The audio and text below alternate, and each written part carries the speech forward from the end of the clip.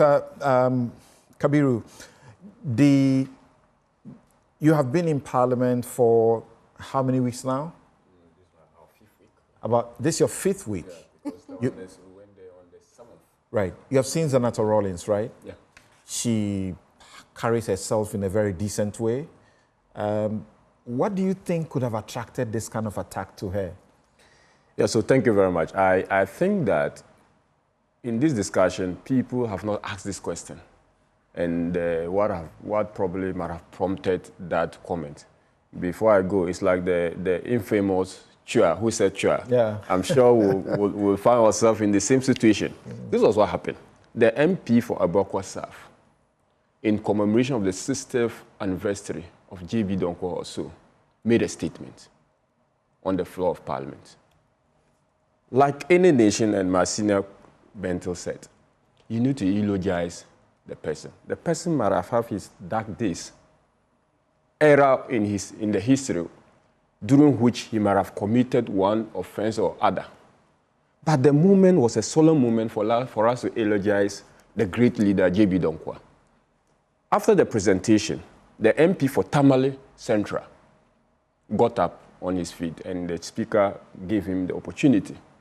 Rather than continuing in the matter of eulogizing the leader, he went against him, calling him a traitor, a CIA agent on the floor of Parliament. Is that Mutala? Mutala.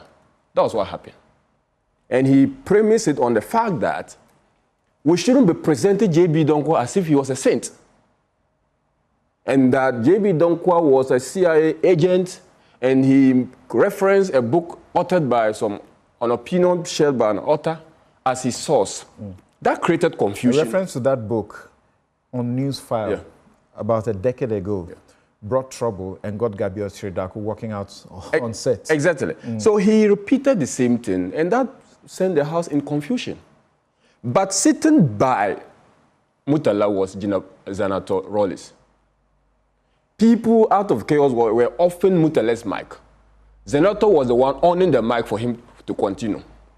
In other words, Zanetor was edging and abating in those orders. And the prophet was saying that if you stay in a glass house, don't throw stones.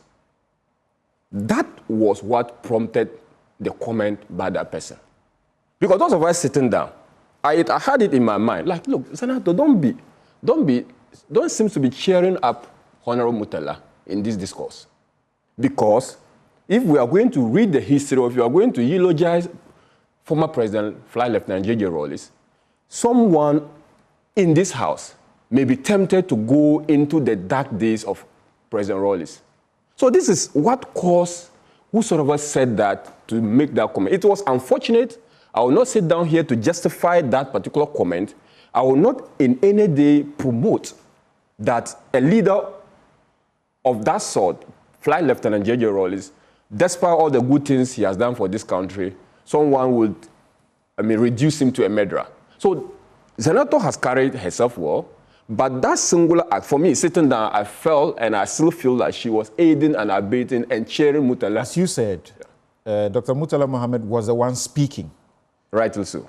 And some people were trying to put his microphone off. Exactly so. So she was helping, as you say, to make sure his microphone was on. That's not doing wrong. No.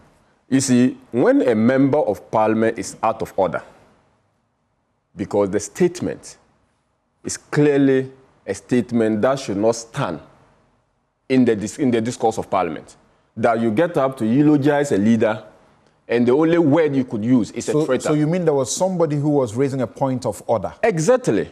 Okay. Exactly. Mutala was refusing. Even the speaker was trying to rein in Mutala. But he was insisting on making his point. That created the chaos to start with.